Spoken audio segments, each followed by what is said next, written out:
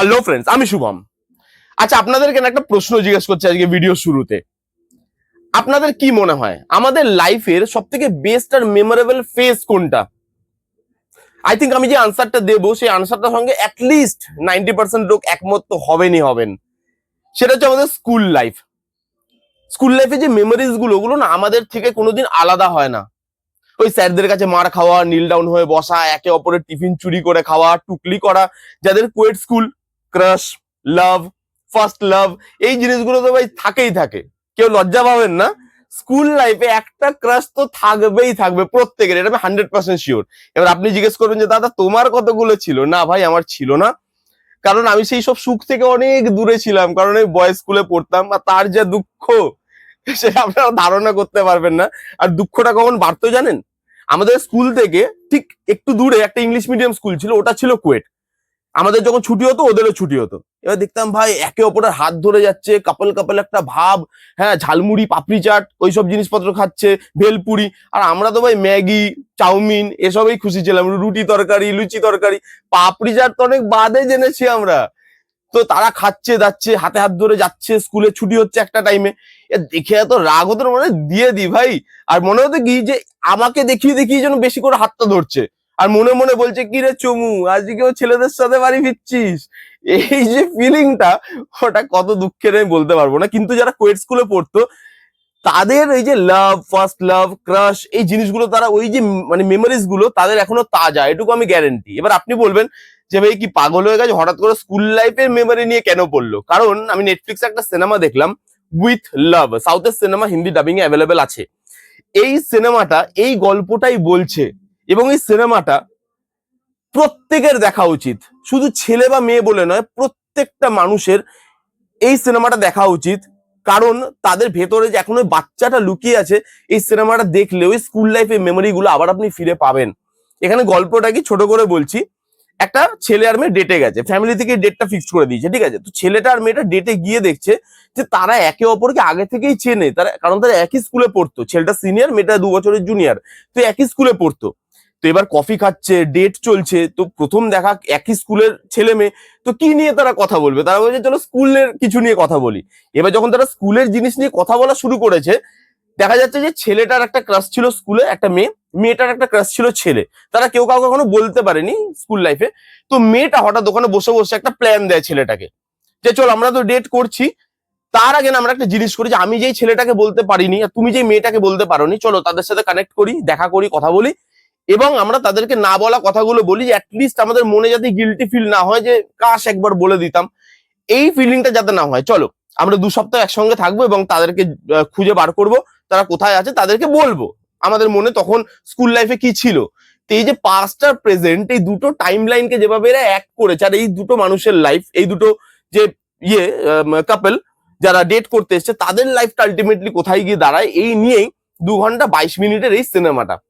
এবার এই সিনেমাটার পজিটিভ দিক কি কি আছে জানেন? প্রথমত, এই যে মেমোরিজ গুলো, সেই মেমোরিজ গুলো না এই সিনেমাটা রিকল করাতে পারে। স্যারের কাছে মার খাওয়া, নীল ডাউন হওয়া, এই যে কাপেল, হ্যাঁ, কাউকে দেখে ভালো লাগলো, পেছনের বেঞ্চে বসে তাকে দেখেই যাচ্ছে, সেই যে ফিলিংস গুলো, সেগুলো এত সুন্দরভাবে উঠে আসে, এবং ওই মেমোরিজ গুলোকে এত সুন্দরভাবে নিয়ে আসা হয়েছে। আমরা আমরা আমরা যারা প্রতিনিয়ত অনেক সিনেমা দেখি, তাদের না অনেক সময় সিনেমা দেখতে দেখতে যখন বোরিং লাগে, কারণ বড় রানিং লেন্থের সিনেমা, 2.5 ঘন্টা প্রায় রানিং লেন্থ, তো দেখে দেখে মনে হয় কি দেবেন, মানে নেটফ্লিক্স অপশন থাকে 10 সেকেন্ড আপনি এগোতে পারবেন, পিছোতে পারবেন। এই সিনেমাটা দেখে এরকম অনেক সিনেমা হয়েছে যে 10 সেকেন্ড করে আমি অনেক সময় এগিয়ে দিই, যে বোরিং লাগছে। এই সিনেমাটা আপনি এগোতে তো ইচ্ছাই করবে না, বরঞ্চ পিছনে যেতে ইচ্ছা করবে, যে এই মোমেন্ট আরেকবার দেখি, 10 সেকেন্ড পেছনে যাই, 20 সেকেন্ড পেছনে যাই, এটা কি করলে, এটা আরেকবার দেখি। তো মেমোরিজ গুলো আপনার সাথে কানেক্ট করবে। হ্যাঁ, একটা ডিসক্লেমার দিয়ে দিই, এই সিনেমাটা দেখে কি ওভার মোটিভেটেড হয়ে পাস্টের ক্রাশ বা লাভ, যাদের বিয়ে হয়ে গেছে, বাচ্চা কাচ্চা হয়ে গেছে, মেরে একদিনকে ফোনই করে দিলেন যে ভাই তোমাকে এরকম করতাম, তাহলে কিন্তু জুতোর বাড়ি। ঠিক আছে, আগে থেকে বলে দিলাম, পরে বলবেন না তো তুমি বলোনি। তো এই যে মেমোরিজ গুলো, ওগুলো খুব সুন্দর। যে মেসেজটা দেয়, সেই মেসেজটা ভালো, আন্ডারলাইন করা নয়, বাট এই মেসেজটা আমাদেরকে বলে যে আমাদের লাইফে যখন যেটা আসার তখন সেটাই আসবে, আমরা হাত পা মেরে কিছু করতে পারবো না। বা যখন আমাদের লাইফে একটা কিছু খারাপ হচ্ছে, আমরা ভাবি যে এটাই আমাদের শেষ লাইফের, ভাই এর থেকে খারাপ কিছু হতেই পারে না।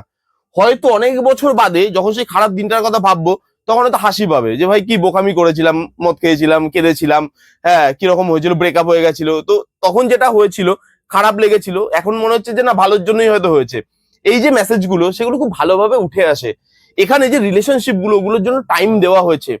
যে কাপলটা যারা ডেট করতে আসছে তাদের মধ্যে যে কম্বিনেশনটা, কেমিস্ট্রিটা, সেটা ওয়ার্ক করে। এখানে বাবা ছেলের একটা সম্পর্ক দেখিয়েছে, সেটা খুব সুন্দর। এখানে যখন তারা স্কুল লাইফে ফিরে যাচ্ছে তাদেরকে খোঁজার জন্য, তাদের পাস্টকে খোঁজার জন্য, সেখানে যেভাবে জিনিসগুলো বা তাদের মানে বন্ধুদের মধ্যে যে কেমিস্ট্রি গুলো ওয়ার্ক করে সেগুলো ভালো লাগে। অথবা স্কুল লাইফ যখন দেখাচ্ছে তখন যে কেমিস্ট্রি গুলো ওয়ার্ক করছে, হ্যাঁ, একটা ছেলে কখনো একটা মেয়েকে ভালোবাসে, দলবল মিলে চলে গেলাম, ওর দিকে তাকাবি না, আমার বন্ধুর গার্লফ্রেন্ড হয়, এরকম যে জিনিসপত্রগুলো যেগুলো খুব বোকা বোকা, কিন্তু সেই জিনিসগুলো আমরা স্কুল লাইফে অনেকেই করেছি। তো সেই জিনিসগুলোর সঙ্গে যেভাবে আপনি কানেক্ট ফিল করবেন সেটা ভালো লাগে। কিন্তু এই যে রিলেশনশিপ গুলো, সেই মেমোরিজ গুলো আপনাকে কানেক্ট করাতে পারে। প্রত্যেকের পারফরমেন্স ভালো। এখানে যে লিড পেয়ার, তাদের পারফরমেন্স অসাধারণ, তাদের কেমিস্ট্রি অসাধারণ, তাদের মধ্যে যে রোমান্টিক ট্র্যাকটা সেটা ভালো লাগে দেখতে। তার সঙ্গে এখানে প্রত্যেকের পারফরমেন্স, যারা আদার কাস্টে পারফর্ম করেছে, ছোট ছোট রোলেও যারা ছিল তারাও এখানে খুব ভালো পারফর্ম করেছে। এটা একটা রম কম।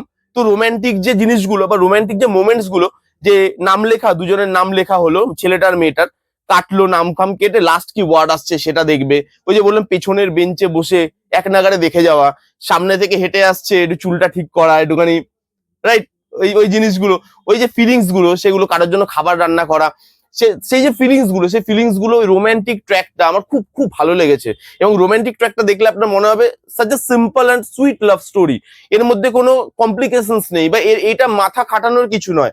খুব সিম্পল গল্প, বাট ইটস ভেরি মানে মানে কি ইউনিকও বলবো না, it's very simple, it's very loving. এরকম ধরনের একটা ফিলিং আপনার হবে সবসময় ভেতর। আপনার এই মানে ফিলিং গুলো হতে থাকবে যে কাশ আমরা একটু টাইম ট্রাভেল করে পাস্টে যেতে পারতাম, কাউকে না বলা কথা, হ্যাঁ, কাউকে আবার দেখতে পাওয়া, সেই জিনিসগুলো যদি ফিরে পেতাম সেগুলো আর একটু ভালো হতো, সেই ফিলিংটা আপনার হবে। কমেডি খুব সুন্দর ওয়ার্ক করে। একটা সিন আছে ছাদে, একটা মানুষকে আমি ওই ফ্র্যাকশন অফ সেকেন্ডে ধর্ম সুইচ করেছে যেভাবে না ছাদের মধ্যে বসে, ওটা হিলেরিয়াস। মানে আমি কাউকে 2 সেকেন্ডে ধর্ম সুইচ করতে দেখিনি এরকম ভাবে। ওই জায়গাটা আমি হাসতে হাসতে মরে গেছি।